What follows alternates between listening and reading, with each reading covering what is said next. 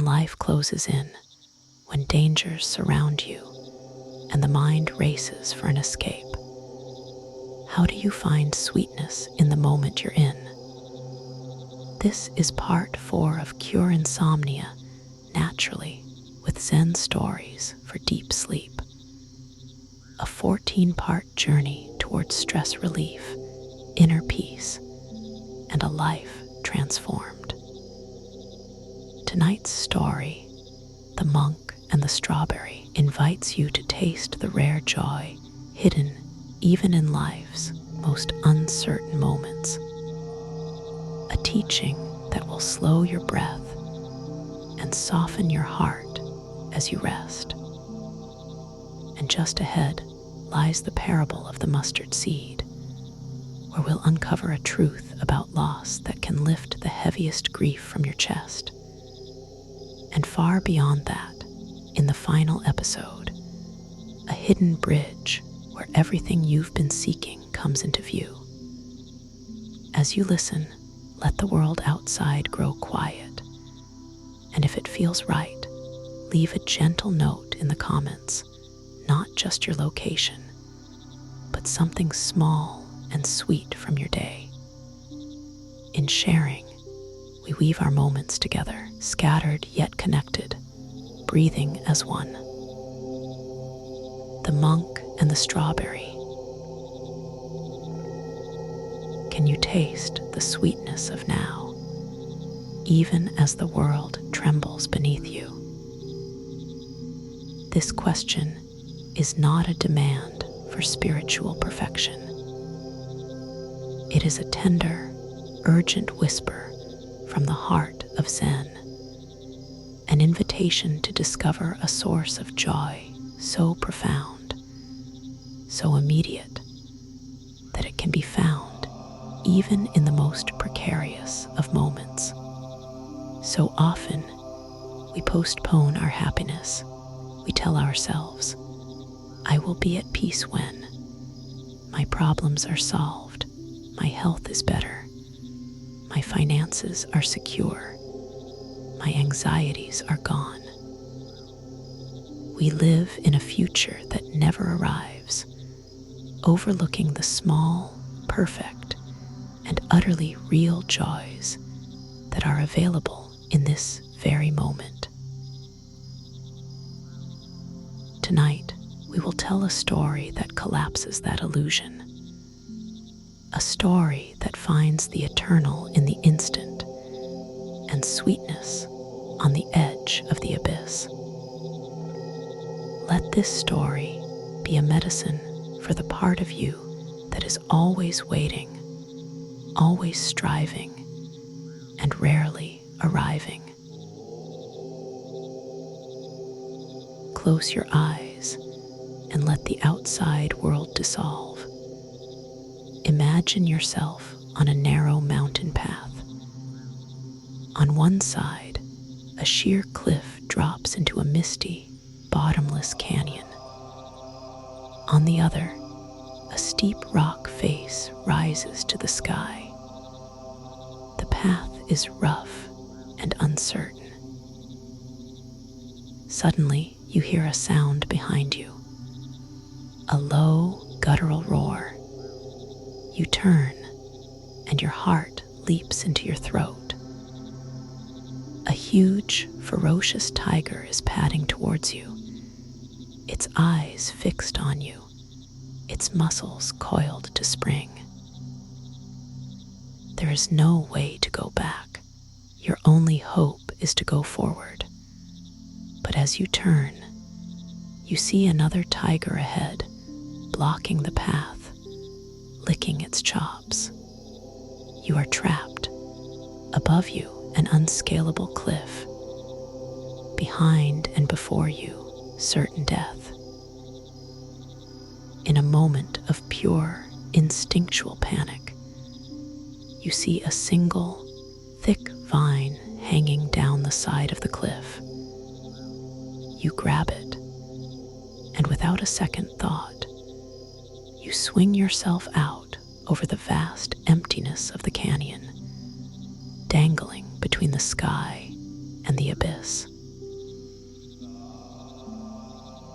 You hang from a cliff, vines slipping through your fingers, the tigers pacing and roaring above you.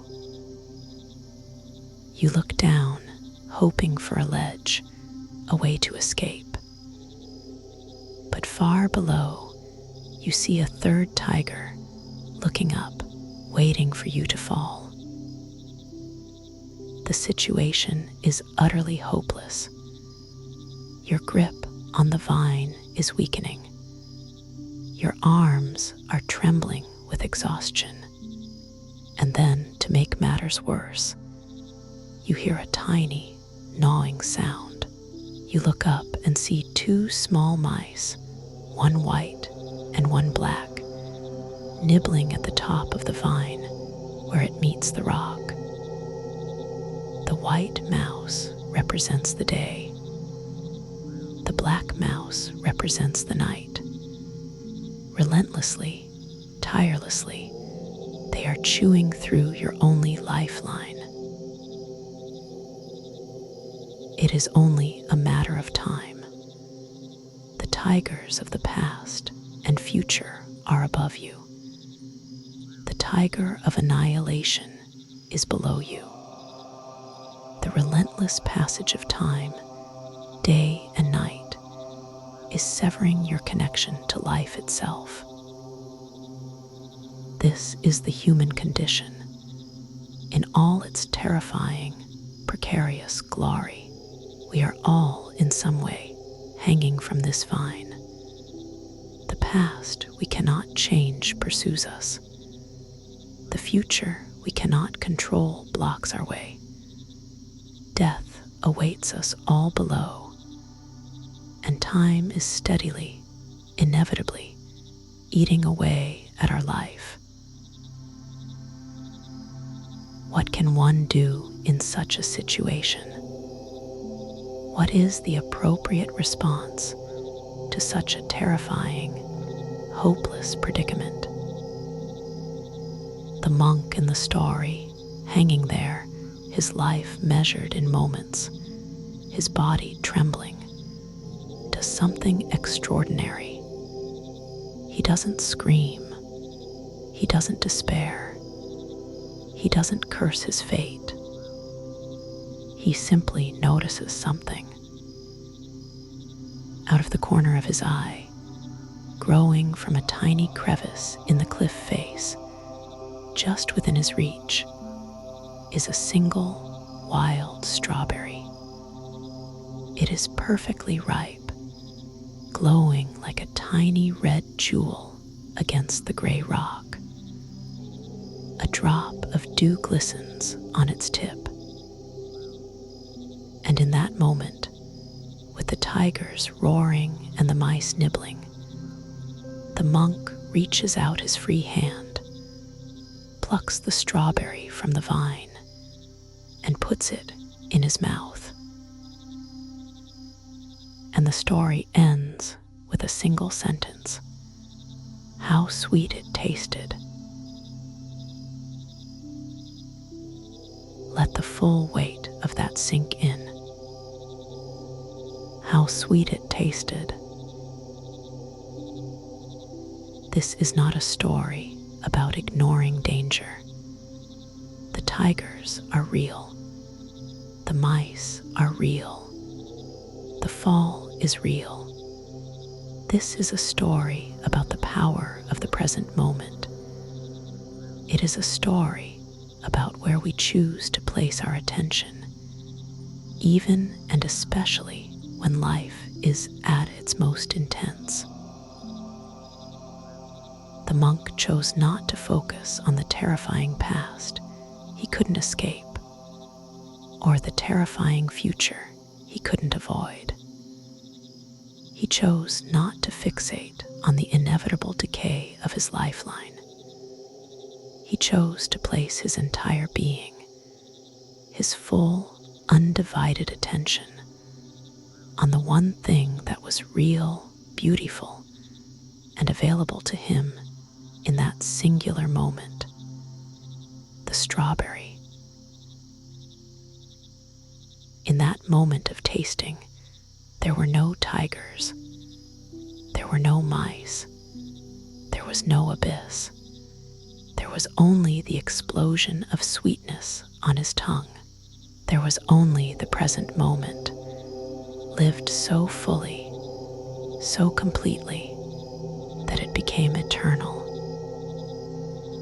This is the core of Buddhist mindfulness, the secret to calming anxiety and finding joy in the midst of life's challenges. Your life, right now, is filled with strawberries. You are surrounded by them, but your attention is so often fixed on the tigers. The tigers are your worries about your job, your health, your relationships. They are the regrets from your past and the fears for your future. The mice are the constant sense of time slipping away, the feeling of not enough time. And so you hang there in a state of chronic stress, your nervous system in a constant state of fight or flight, completely oblivious to the sweetness that is right there within your reach. What is your strawberry right now in this moment? Is it the feeling of the soft blanket against your skin? That is a strawberry. Is it the simple, miraculous rhythm of your own breath, flowing in and out without any effort from you? That is a strawberry. Is it the quiet in the room around you, a small pocket of peace in a noisy world? That is a strawberry. Is it the feeling of your head resting on the pillow, the simple, profound relief of letting your body be held and supported? That is a strawberry. To taste the strawberry is to choose presence over fear. It is a radical act of love for this one precious moment of your life. It is a way of healing from within, by shifting your attention from what is wrong to what is right, from what is threatening to what is nourishing. This is not about spiritual bypassing or positive thinking. It is about acknowledging the whole of reality. Yes, the tigers are there. We don't deny them. But the strawberry is also there. And it is just as real. Why would we give all our attention to the tigers and none to the strawberry? This practice is a powerful antidote to insomnia, which is so often caused by a mind fixated on the tigers of what if. What if I don't sleep? What if I'm tired tomorrow? What if my health suffers? These are the roars that keep us awake. Tonight, can you let the tigers roar? Can you let the mice nibble? And can you, just for a moment, turn your attention to the strawberry of this present moment? Feel the sensation of your breath. That is your strawberry. Taste it. Savor its simple, life-giving sweetness. Let it fill your awareness. When a thought of a tiger comes, a worry or a fear, you can acknowledge it. Ah, a tiger. And then gently, lovingly, bring your attention back to the strawberry of your breath. Each moment offers a strawberry, small but vivid, if only we pause to taste it. this is not a striving, it is a resting, it is a softening of your attention, letting it land on something simple, something real, something sweet. In this moment, you are not hanging from a cliff. You are safe in your bed. And yet, the practice is the same. Let go of the past and future. Let go of the story of time and taste the sweetness of right now. And what of the losses that weigh on us all? The griefs that feel so personal, so isolating. They seem to eclipse any possible sweetness.